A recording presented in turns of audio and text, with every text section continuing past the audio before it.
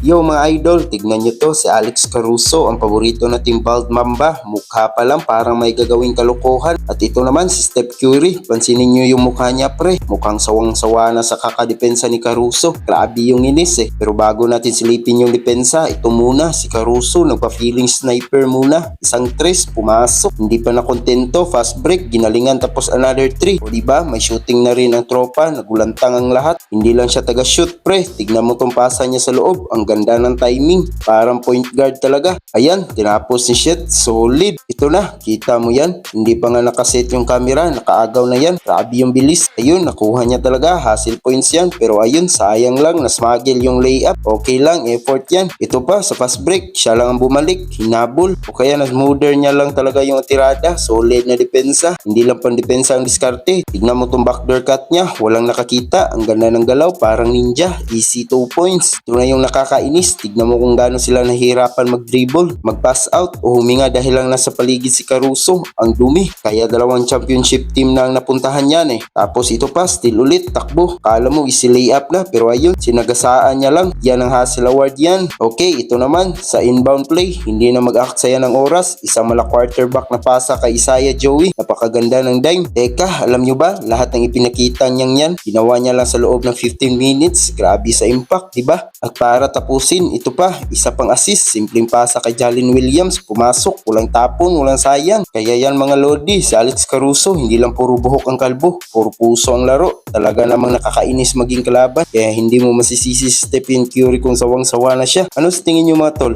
Anong paborito nyong hustle play ni Caruso? Mag-comment na, huwag kalimutan mag-like at subscribe. Peace out!